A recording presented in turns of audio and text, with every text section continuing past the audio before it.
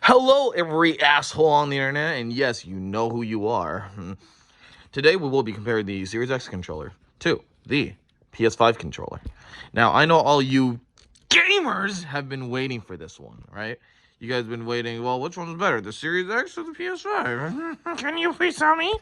Well, I'll tell you, you little son of a bitch. You son of a bitch, I'll tell you specifically. So subscribe, or else I won't tell you. Anyways, so we will be comparing the Series X controller to the PS5 controller. Did I say that already? Yes, but fuck you anyways. Let's get started. So, what shall we get started with? You think I write my scripts? Let's see if I could pull a Biden real quick and like try to read the fucking prompt. Yeah, let's get started with the face buttons. So the face buttons, I'm not gonna lie. I actually haven't tried the PS5s in a while. Yeah, I actually like the Series X face buttons a lot better. I ain't gonna lie. You know, maybe they'll like get worse over time, but basically, I actually like the colored buttons. First off, they think they're so cool and unique, just using big gray weird buttons, which is stupid because like even if it says that it's the PS5 version of the PS4 game, it still has the bland gray, or no, it doesn't even have the bland gray buttons. Otherwise, I would have let it go, you know? Meanwhile, the Series X has the same as the Xbox One, so it's actually less noticeable that it's not the Series X version, you know what I mean? Like, it's obvious that they just, like, put whatever on there, right? So, yeah. No, that's one loss of Sony. Face buttons are better on here because it shows more on games, and it just feels better for now. Maybe longevity-wise, the PS5s will be better. Maybe. Okay, now we'll compare the analogs. So, the analogs. So, basically, the analogs on the PS5 are actually not so bad. I like that little like click that it does when you like not when you let go, but when you press it or like when you like use it a little bit, and it has like a tiny little click somewhere. Click. But this one is very loose and very like it's not bad though. I like it too. So, honestly, I kind of like the Series X's better, only because like the analogs feel a little bit more resistant, like than the Xbox One controller. Here, let me. Ah, this is not gamer like. So let me see. See, with the Xbox Ones, it's very loose. Like it just lets you do that, and that's not because you use it over time. It's only because like that's just how the Xbox One controllers are. And yet they somehow get less drift than any other one. Weird, at least for me.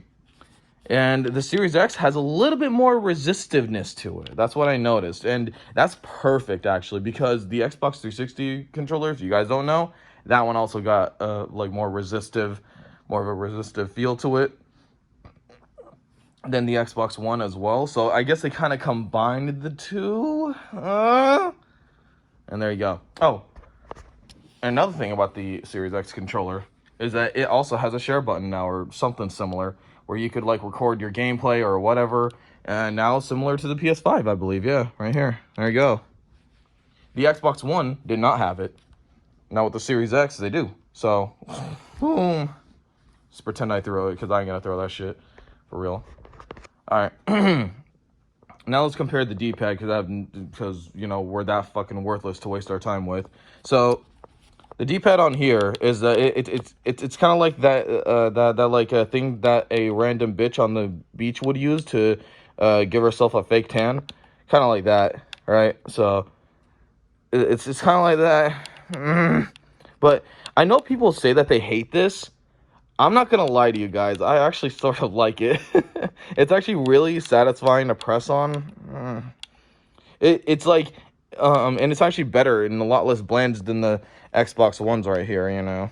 Wait, what the fuck am I doing? I'll save that for another video. God damn, that's stupid. Efficiency, bitch. I don't know. Anyways, this D-pad is actually a lot more accurate, honestly speaking. Now, compared to the PS5s, And the PS5 just seems a little bit more sticky. This one is like, I know it's not the best. Like, I don't know if it'll be good for 2D games. I haven't tried a 2D game on here because I'm living in 2023, you know? Yeah, so I'm not that dumb. But, and who the fuck would play a 2D game on a modern console? Like, get a fucking Switch for that. But the thing is that, I mean, unless it's Ori, then I don't fucking blame you. But the thing with this is that it gets to the point. You like press this for an item or something, and then boom, it just pops up. I like that way better. But the PS5 controller, yeah. I mean, it kind of does its job, but again, it's kind of sticky. It's not even as good as the PS4's D-pad, in my opinion. Even though I'm sure that I have a video out there saying otherwise, but no, honestly, I think the PS5's D-pad is a little bit lacking in here. A little bit. And it seems like over time, it will degrade too. Like, it'll get worse. So, I gotta give the Series X the winner here. So, okay, it won the face buttons, it won the analogs, and it won the D-pad. So, what else are we gonna compare? Well, I guess we could compare the triggers. So, let's look at the PS5s first. And then the shoulders, obviously.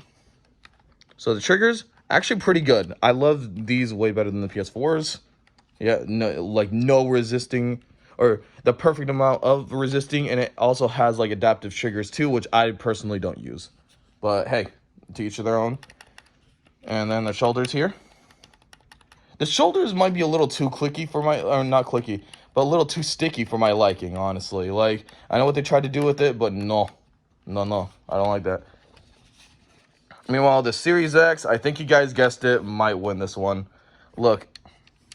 The triggers are actually textured on here compared to the Xbox One. You see that? See that? Feels hella fucking nice. This isn't textured, and then this is, which makes this feel a lot more authentic, believe it or not. Like when you're pulling on a trigger, or when you're driving a car or something, it feels a lot more natural with this. Now, I know that the PS5 has adaptive triggers, but if you think about it, my bad. If you think about it, the adaptive triggers do nothing but like kind of hinder you from pressing the button. Meanwhile, these feel really good to press on, and it feels more authentic, you know? And the shoulder buttons, I gotta say, they're really satisfying to press. What can I say? They're really satisfying to press. They're just like quick to the point. That's it. Boom. Like that. Oh, you need to like throw a grenade or something. Boom. That's it. Start. You know? So there you go. And the triggers feel so natural. It's kind of like the Xbox ones. Yeah, it basically didn't even change from the overall feel except for the shoulders, and they improved it heavily. So I got to give this one to the Series X too. I don't know what to say. Sorry. Now, one thing I do like about the PS5. Now we're going to compare the forms, okay? Now, the one thing I do like about the PS5 controller more is that it's a little bit wider. I do appreciate that Sony actually, they do accommodate for people with big hands. So, yeah, I do like the form of the controller. It's just, here's one problem, though. This Series X has the much better analog placement, right? So I love putting my thumbs right here for movement, and then my other hand right here for the analog. I don't like really crunching my hands together like this, you know? Like putting my hands together for that and that, you know what I mean? Like both of my thumbs could possibly like hit each other. Hold on, let me give you an example. You see? Well, close. They could yeah, see, like they could like kind of go close to each other.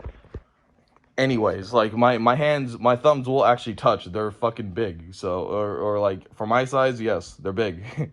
So there would be like sometimes where and it's just more, it's just less comfortable too.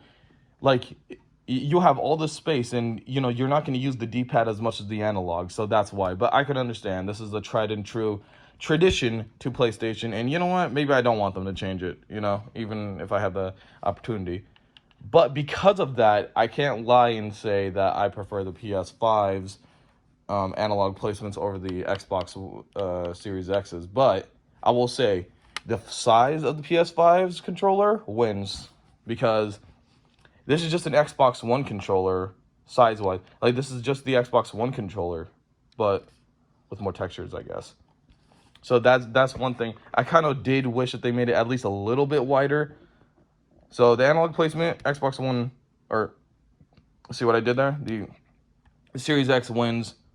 When it comes to size, though, the PS5 wins. And we all know size matters. So basically, the Series X won this one. It's not even a contest. Like, I'm sorry, but they got the formula, excuse me, they got the formula down pretty well ever since the 360, you know? So it was only a matter of time before they kind of perfected their own controller, you know what I mean? And you see everyone trying to copy the Xbox controller, you know, but never the PlayStation. Hell, hell, even Nintendo now is copying their placement for the Xbox One. You know, where they have the analogs here and then here, right? And like instead of with the classic controller, where they used to have both of them down there. So even Nintendo knew that, you know, oh shit, let's adopt what Xbox is doing because that's actually better. So I have to say, the Series X won this one, and their controller is fucking amazing. It actually makes me like want to play a lot of games on the Series X over the PS5. So that's the thing. But as a console, we'll get to that in a different video, right? So that being said, thank you guys so much for watching. Again, don't forget to subscribe. If you don't, I will come over to your house and ask you politely myself. You don't fucking want that. So be in mind that, look, it's just like a child, okay? You obviously have your favorite, but you always will like one over the other.